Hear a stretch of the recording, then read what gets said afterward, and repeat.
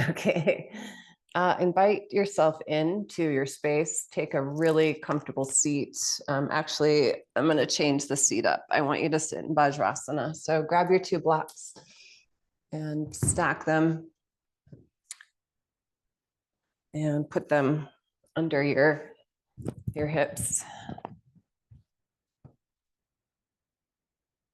And then figure out if you even need maybe a blanket on top of that for comfort or a little more height, because I want your knees to be comfortable.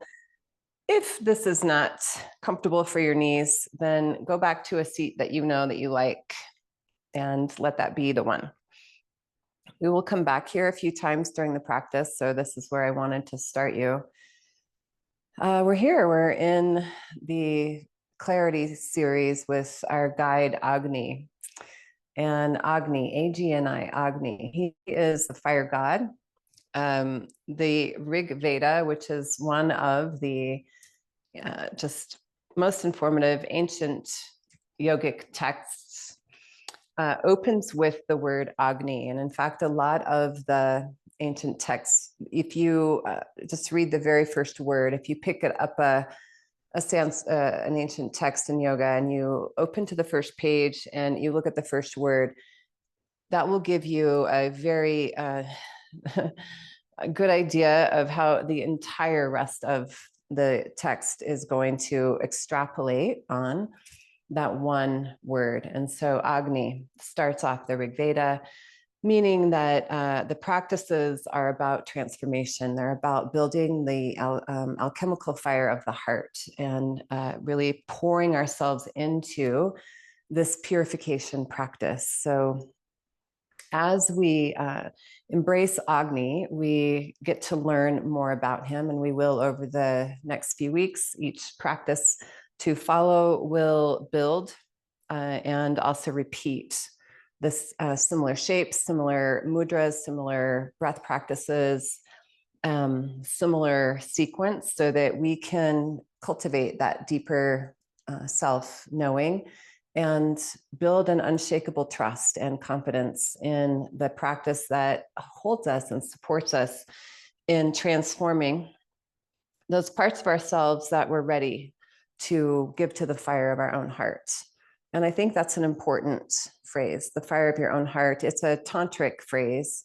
And in fact, a lot of the tantric practices will speak of moving into the cave of the heart or the fire of the heart, the space of the heart. May we do so with a way of remembering that this is where all of the channels that move up and down that central channel, all of the prayer wheels, all of the chakras, they are informed by Agni. It is Agni himself that is behind the rising force of the Kundalini Shakti that wakens us to all that we are becoming. And as we become stronger and more capable and more refined and more clear, that is Agni's fire's real purpose, is to perhaps even burn things to the ground, and so that we might rise like a phoenix out of the ash into our more empowered, purified, clear self. And as this fire rises, Agni, he will rest in this spiritual fire center called your third eye, or the ajna. He's also really in charge of how we digest, not just your food, but how we digest life, how we digest our emotions, how we digest what's happening in the world. May we take what's going on and not allow it to burn us out. And fire practices done in the right amounts for each person, and that will be up to you. There may be times when you need a child's pose. There's times when you won't partake in the all of the breath practices, because you know yourself, and we're going to build the internal alchemical fire that when those energies start to rise up, the whole point of this Agni practice is to allow the big pot of honey, if you will, or the soma that that washes over you, that just feels so good. It's why you come back to your practice, is on those days where you're like, oh my God, that was it. I loved it. Let me have more of that. When the pot spills over and bathes you in your own radiance, that's when you know you've practiced in balance, just enough fire and just enough grounding. Inhale, bring your hands by your knees, rise up into Vajrasana. If you need to sit on your blocks, please do. Take your Vajrapradama Mudra and just drop back in. Things come up during the practice. Take this time to digest.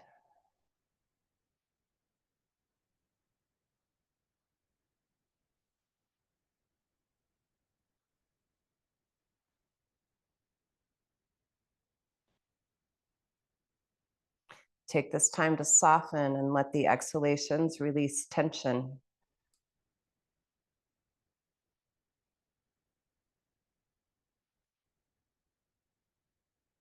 Allow each inhalation to be a gentle rise of that alchemical force that moves through each of the prayer wheels of the chakras to generate and illuminate that vibrancy called tejas.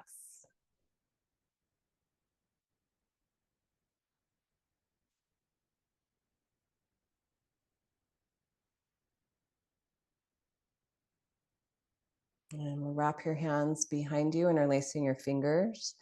Go ahead and use those muscles right at the upper posterior deltoid to lift the elbows. Bow in. And breathe. So the cave of the belly is super strong.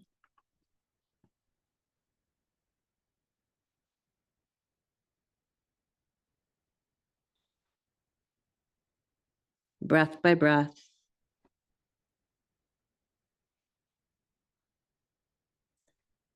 And as you sink down through the hips, lift up through the heart, curl out of the pose. Circle out your shoulders. And we'll rise to the knees, stepping right leg forward, lift the back knee.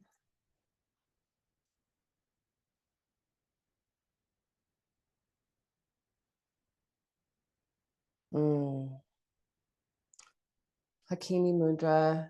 Bend the back knee a little bit so you can find the level awareness of your pelvic floor.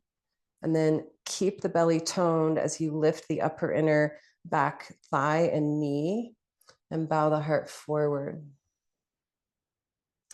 Elbows go wide, breath goes deep, and the exhale, left elbow, outer right knee.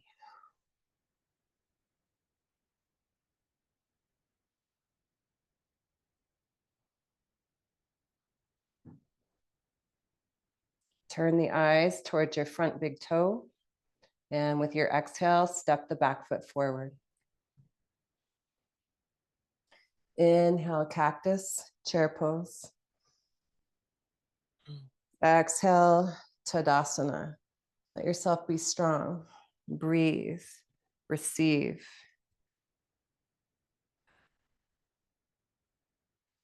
As you're ready, step the right leg back. Nice long lunge. Hands to your front thigh, bend the back knee, level off the pelvic floor so that you can lift the front of your hips up and strengthen the back glute muscles. Maintain that. And as you lift the inner back thigh and the back inner knee, let the heart bow forward. Fingertips to touch, elbows nice and round. Pull the fullness of your breath in. And with exhale, twist around yourself. Left twist, deep breath.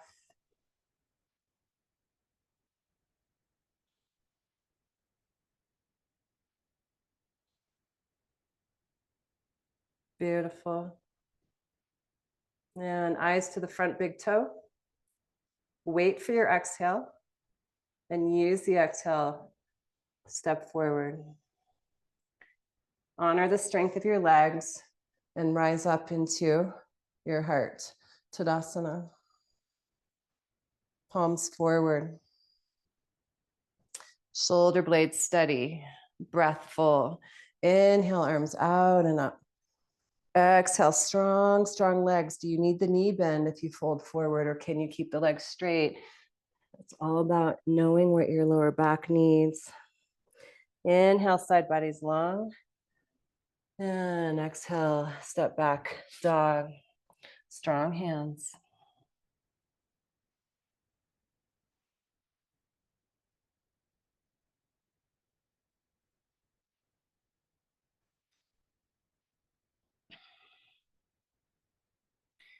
Inhale to your knees. Take the knees slightly behind the hips so they're not too far forward. Move them further back. Come down to your forearms and interlace your hands.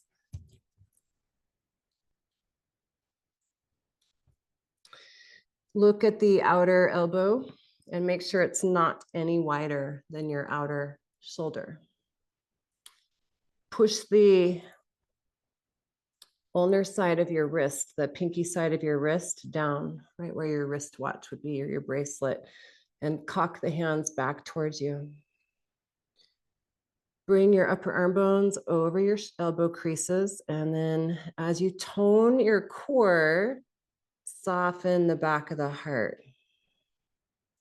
Now you figure out your neck, because if your neck is angry already, you might have to lower your nose and your gaze further back towards your knees. Squeeze the knees in towards each other. Trust your arms, and from your heart, lift your hips. Hips up and back. This is dolphin pose. And you can let the head release and really use that unshakable trust of the upper back, the shoulder blades. Good. Inhale to the knees. Exhale, child's pose. Hands to prayer.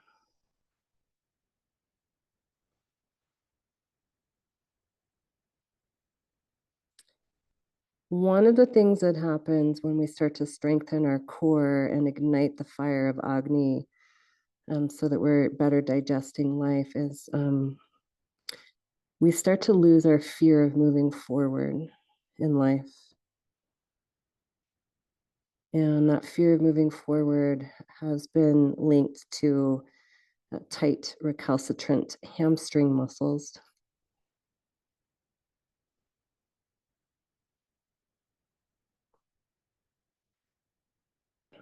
Release the hands. Hands go wide like spider arms.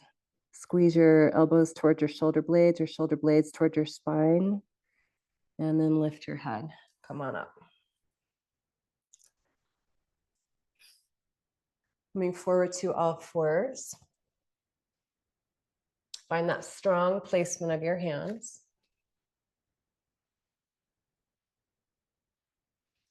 I'm going to take a pose called puppy pose. So it's different than dolphin pose. It's a modified downward dog. So with the strong hands and your arm bones into your shoulder socket, keep the knees bent, but lift the knees up off the floor. This is puppy pose. Pull the navel in with your exhale, the arm bones into your shoulder socket. Now, if you can keep the navel in and the curve of your lower back as you lift your hips, then you can straighten your legs in downward dog. If you cannot keep the navel in and the curve in your lower back, go back to a bent kneed version of dog. Inhale, puppy, arm bones into shoulder. Let the knees hover. Exhale, Root down through the arms, through the hands, hips up and back. And the last thing that's going to happen might be the legs extending. Inhale, puppy. Exhale, transition to your expression of dog, bright and light, like a flame that knows exactly when a flame is grounded. If you look at a candle flame, and if you're grounded while you're looking at the candle flame, it flickers less. Have you noticed that? Puppy pose. Now come all the way to the knees in puppy pose. Come forward onto fingertips, hands forward.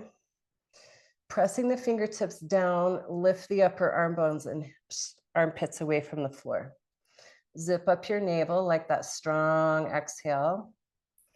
And then reach your hips back and see if your third eye wants to touch the floor. Don't force. Keep the upper arm bones, armpits lifting. Knees are over hips. This is Anahatasana. So hips over knees, sorry. Hips over knees. If this feels free and clear, you can go ahead and keep the belly strong and bring your chin towards the floor. If this feels free and clear, you can start to let the base of the heart melt towards the mat. Yes. And inhale your way out. Vajrasana. Vajrapradama Mudra. Namaste.